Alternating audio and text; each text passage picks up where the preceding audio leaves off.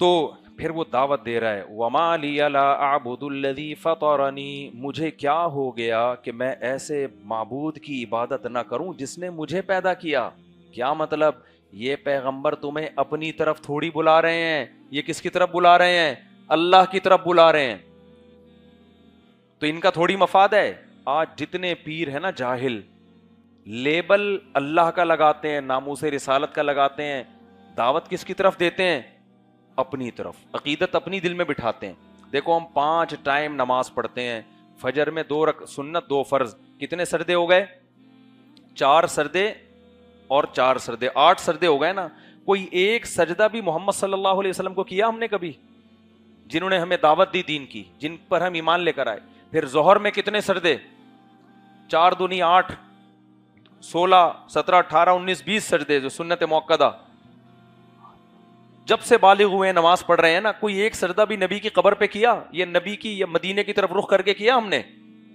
ساری عبادتیں، ابھی تراویح ہم نے پڑھی ہے، 40 سجدے ہوتے ہیں، اس میں 20 رکوع ہوتے ہیں، قیام ہوتا ہے، یہ سارا بیت اللہ کی طرف رخ کر کے ہو رہا ہے۔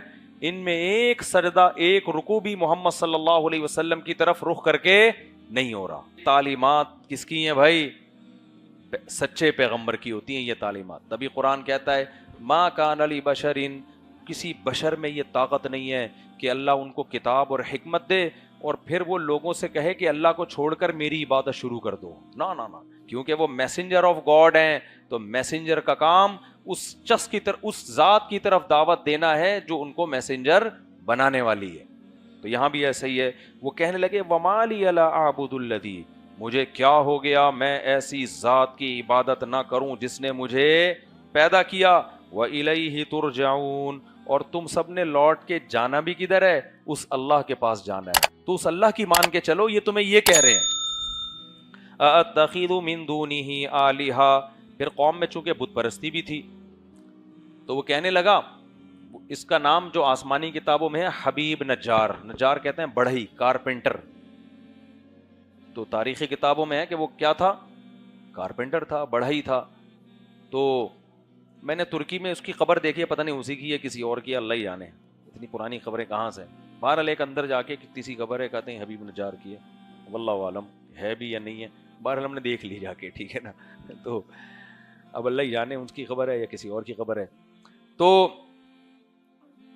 اس نے کہا کہ اَأَتَّخِذُ مِن دُونِهِ آلِهَةً، دیکھو یہ تمہیں دعوت دے رہے ہیں کہ ان بتوں کو معبود نہ بناؤ۔ معبود کون ہے؟ اللہ۔ تو کیا میں اس اللہ کو چھوڑ کر جو نفع اور نقصان کا مالک ہے، ان پتھروں کی پوجا شروع کر دوں جو میرے نفع اور نقصان کے مالک نہیں ہے؟ یہ کیسے ممکن ہے؟ یعنی خود عقل سے بھی تو سوچو۔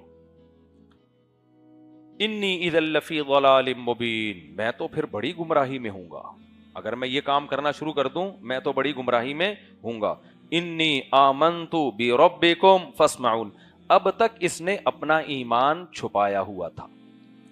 یہ بڑا مسئلہ ہے یار، ہندوستان میں بہت ساری بچیاں ہیں، لڑکیاں ہیں جو مومن اسلام قبول کر چکی ہیں، گھروں کے اندر وہ پتھروں کی عبادت نہیں کرتی، لیکن انہوں نے اپنا اسلام چھپایا ہوا ہے۔ تو اس نوجوان نے بھی کیا کیا؟ اپنا اسلام چھپا دیا، لیکن اب اپنے اسلام کو اس نے ظاہر کر دیا اور کہا کہ بھائی، یعنی اس لیے ظاہر کیا کہ اس طرح سے ان کو موٹیویشن نہیں مل رہی، تو جب میں بتاؤں گا نا کہ بھائی میں بھی اسلام لے آیا ہوں، میں بھی ان پیغمبروں پر ایمان لے آؤں، شاید یہ تھوڑا سا ہل جائیں کہ بھائی یہ بھی تو ہماری طرح کا فرد ہے۔ تو کہنے لگا انی آمنت بربکم فاسمعون، میں اپنے رب پر ایمان لے آیا ہوں، تمہارے رب پر ایمان لے آیا ہوں، فاسمعون، سن لو۔ آگے قرآن کے الفاظ دیکھو، قیل ادخل الجنہ، اللہ کہتے ہیں ہم نے کہا جنت میں داخل ہو جا، ٹھیک ہے نا؟ یہ بلاغت ہے قرآن کی۔ کیا مطلب؟ جیسے ہی اس نے کہا نا کہ میں مسلم ہوں، فوراً اس کو قتل کر دیا۔ تو یہ پرانی عادت ہے، اسلام لانے پہ رشتہ داروں کی طرف سے بندے کو مار دینا، یہ پرانا سلسلہ چلا آ رہا ہے۔ ہندوستان میں نا ہندو بڑے براڈ مائنڈڈ بنتے ہیں کہ مذہب میں کوئی پابندی نہیں ہے، کوئی ادھر سے ادھر، ادھر سے ادھر چلا جائے، لیکن پریکٹیکلی ایسا ہے نہیں۔ کوئی ہندو یہاں پاکستان میں بھی مسلمان ہو جائے نا، آپ دیکھو اس کے خاندان والے کرتے کیا ہیں اس کے ساتھ۔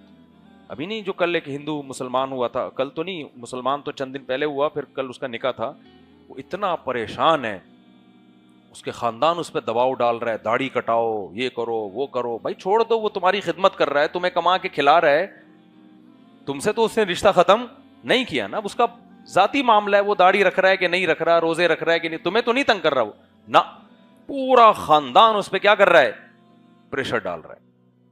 تو قرآن کے الفاظ دیکھو, یہ بلاغت ہے. قرآن کہتا ہے اس نے جب یہ کہا نا کہ میں ایمان لے آیا ہوں سنو, تو بیچ کا واقعہ قرآن نے حذف کر دیا. قرآن کہتا ہے قیل ادخل الجنہ, اس سے کہا گیا کہاں داخل ہو جا, جنت میں. کیا مطلب؟ جیسے ہی اس نے کہا اسے فوراً قتل کر دیا گیا, جیسے ہی قتل کیا گیا ہے ویسے ہی جنت میں داخل ہو گیا. یہ ہے برزخی جنت, سمجھ رہے ہو؟ ایک جنت وہ ہے جو میدان حشر کے بعد قائم ہوگی, وہ تو جب قیامت آئے گی اور پھر اللہ مردوں کو قبروں سے زندہ کرے گا, میدان حشر, پل صراط. لیکن ایک چھوٹی جنت ہے, ایک منی جنت ہے, ایک جنت کا ساشا ہے, ٹھیک ہے نا, جس کو حدیث میں کیا کہا گیا ہے, قبر. جیسے فرعونیوں کے بارے میں قرآن میں آتا ہے کہ جب فرعونیوں کو اللہ نے پانی میں غرق کیا ہے تو اللہ فرماتے ہیں فرعونیوں کو ہم نے سخت عذاب میں ڈال دیا. اب یہ اللہ کی قدرت ہے, دیکھو جا کس میں رہے ہیں, پانی میں, لیکن وہ سخت عذاب کیا ہے, النار, اللہ کہتے ہیں وہ آگ ہے, یعرضون علیہا غدوا وعشیا, جس آگ پہ ان کو صبح بھی جلایا جاتا ہے اور شام کو بھی جلایا جاتا ہے. اللہ اس آگ سے ہم سب کو بچائے. آگے اللہ کیا فرماتے ہیں, وَيَوْمَ تَقُومُ السَّاعَةُ, اور جس دن قیامت قائم ہوگی, ادخلوا آل فرعون اشد العذاب, اللہ فرشتوں سے کہیں گے فرعونیوں کو اس سے بھی بڑے عذاب میں ڈال دو. تو اس سے صاف پتہ چلتا ہے کہ جہنم کا عذاب الگ ہے اور موت کے بعد کا عذاب الگ ہے. اور اسی سے بھی پتہ چلا کہ ایک حدیث میں جو آتا ہے نا قبر کا عذاب ہوگا, تو بہت سے لوگ کہتے ہیں بہت سے لوگوں کو تو قبر نصیب نہیں ہوتی, تو ان کو کہاں عذاب ہوگا. تو بھائی قبر کے عذاب سے مراد ہے موت اور میدان حشر کے بیچ کا جو ٹائم ہے, اس کو قبر کہا گیا ہے, کیونکہ عام طور پر قبر میں ہی بندہ دفن ہوتا ہے, اس لیے اس کو تعبیر قبر سے کیا گیا ہے, ورنہ قبر کا ہونا ضروری نہیں ہے. ابے کیا ہو گیا, دیکھو قرآن کیا کہتا ہے, ادخلوا اغرقوا فادخلوا نارا, نوح علیہ السلام کی قوم کو غرق کیا گیا اور آگ میں داخل کر دیا گیا. فا تعقیب مال وصل کے لیے آتا ہے, ادھر پانی میں غرق ہوئے اور ادھر آگ میں داخل.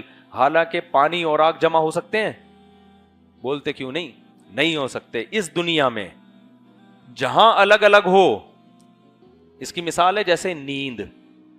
آپ ایئر کنڈیشن روم میں سو رہے ہو بستر پہ, جب تک آپ جاگ رہے ہو آپ اس جہاں میں ہو, جیسے ہی آپ نیند میں گئے آپ ایئر کنڈیشن روم سے نکل گئے. اب آپ کی باڈی پہ جو روح پہ حالات گزرتے ہیں وہ اچھے بھی ہو سکتے ہیں اور برے بھی. تبھی ایئر کنڈیشن روم میں سوتا ہوا آدمی بھی اتنا خطرناک خواب بعض دفعہ دیکھتا ہے کہ وہ سمجھتا ہے میں کانٹوں پہ سو رہا ہوں, چیخ مار کے اٹھتا ہے, پتہ چلتا ہے یہاں تو حسین لیلائیں لہرا رہی ہیں. بھائی دور سے دیکھا انڈے ابل رہے ہیں, قریب جا کے دیکھا گنجے اچھل رہے ہیں, دور سے دیکھا حسینائیں بال سکھا رہی ہیں, قریب جا کے دیکھا بھینسیں دم ہلا رہی ہیں. خیر, تو خواب میں بہت کچھ ہوتا ہے نا, بہت کچھ ہوتا ہے خواب میں. خواب میں آگ میں بھی جل سکتا ہے انسان, آگ میں بھی اپنے آپ کو جلتا ہوا محسوس کر سکتا ہے, حالانکہ وہ بستر پہ ہوتا ہے, وہاں پر آگ نہیں ہوتی. تو یہ جو عقل پرست لوگ ہیں نا, جو عقل کو شریعت سے آگے لے کے جاتے ہیں, یہ اکثر یہ سوال کرتے ہیں کہ بھائی قبر میں تو ہمیں کچھ نظر نہیں آ رہا ہوتا, تو آگ کہاں سے آ گئی, سانپ بچھو کہاں سے آ گئے. بھائی صاحب, جیسے سوتے ہوئے آدمی کے پاس آپ بیٹھے ہوئے ہوتے ہو تو خواب میں سانپ بھی کاٹ دیتا ہے اس کو, خواب میں اس کو چڑیلیں بھی تنگ کرتی ہیں. اب وہ اٹھ کے کہہ رہے ہیں کہ مجھے چڑیل نظر آئی, آپ کو ہم تو یہاں بیٹھے ہوئے ہیں, یہاں تو میرے علاوہ کوئی بھی نہیں آیا, اب میں ہی اگر تو چڑیل لگ رہا ہوں تو ایک الگ بات ہے.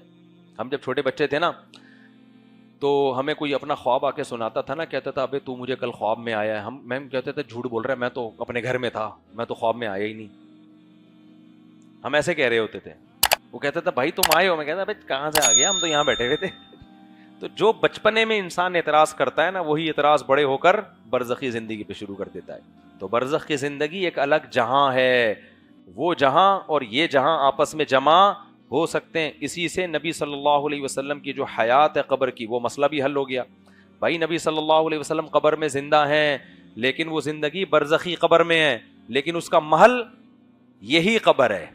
جیسے آپ جب عالم خواب میں ہوتے ہو تو کہاں کہاں گئے ہوئے ہوتے ہو، کیا کچھ دیکھ رہی ہوتی ہے آپ کی روح، لیکن اس روح کا اس جسم سے تعلق ہوتا ہے کہ نہیں ہوتا؟ اور وہ جسم کہاں ہوتا ہے؟ اسی بستر پہ ہوتا ہے. تو روح کا اس بستر سے کنیکشن ختم نہیں ہوتا. تو ہمارے نبی صلی اللہ علیہ وسلم کو بھی اللہ نے قبر میں بہت طاقتور برزخی حیات دی ہے، جو کسی کو اتنی پاورفل حیات نہیں ملی، لیکن اس حیات کا تعلق کس سے ہے؟ اسی جسد اطہر سے ہے. تو علیین میں بھی ہے آپ صلی اللہ علیہ وسلم کی روح، جنت میں بھی ہے آپ صلی اللہ علیہ وسلم کی روح، لیکن اس روح کا اس جسم سے تعلق ختم نہیں ہوا، کیونکہ یہ دونوں جہان الگ الگ جہان ہیں. یہ دونوں جمع ہو سکتے ہیں ایک ہی ٹائم پہ، کہ برزخ میں آپ علیین میں ہوں اور اس مادی قبر میں کہاں ہوں؟ اسی قبر کے اندر ہوں. سمجھتے ہو کہ نہیں سمجھتے؟ تو لوگوں نے چونکہ اس کو الگ الگ جہان، ایک ہی جہان فرض کر لیا، اس لیے وہ تطبیق ان سے ہوتی نہیں ہے کہ بھائی روح جب علیین میں ہے تو قبر میں کیسے ہو گئی، قبر میں ہے تو علیین میں کیسے ہو گئی. بھائی یہ قبر مادی قبر ہے اور جو علیین ہے وہ برزخی قبر میں ہے. سمجھتے ہو کہ نہیں سمجھتے؟ تو دونوں الگ الگ جہاں ہیں. تو اسی وجہ سے مردے کو جب ہم قبر میں دفناتے ہیں نا تو دیکھنے میں کچھ بھی نہیں ہوتا، لیکن اس کے اوپر جو آفت گزر رہی ہوتی ہے یہ وہ ہی جانتا ہے. تو قرآن سے ہمیں یہ پتہ چلتا ہے اغرقوا فادخلوا نارا، اللہ کہتے ہیں قوم نوح کو غرق کیا گیا اور آگ میں داخل. جیسے ہی وہ ڈوب کے ان کی روح نکلی ہے نا تو اب ان کو یہ نہیں محسوس ہو رہا تھا ہم پانی میں ہیں، اب ان کو کیا محسوس ہو رہا تھا؟ ہم آگ میں ہیں. اللہ بچائے ہمیں سب کو آگ سے. آج جو فرعون کی لاش مصر میں رکھی ہوئی ہے تو ہمیں تو اس کا باڈی نظر آتی ہے، لیکن قرآن کیا کہہ رہے ہیں؟ صبح اور شام آگ میں جلایا جاتا ہے، اس کو چیخیں مارتا ہے وہ، ہمیں تو نظر نہیں آ رہا. وہ بالکل ایسے جیسے سوتا ہوا آدمی ہمیں سکون کی نیند میں نظر آتا ہے. تو راک کو جلا دیا جائے، پہاڑوں پہ پھینک دیا جائے. اللہ کہتا ہے قد علمنا ما تنقص الارض منہم، تمہاری باڈی کا جو جو حصہ جہاں جا رہا ہے ہم اس سے غافل نہیں ہیں. اللہ غافل نہیں ہے. تو یہاں بھی ایسے ہی.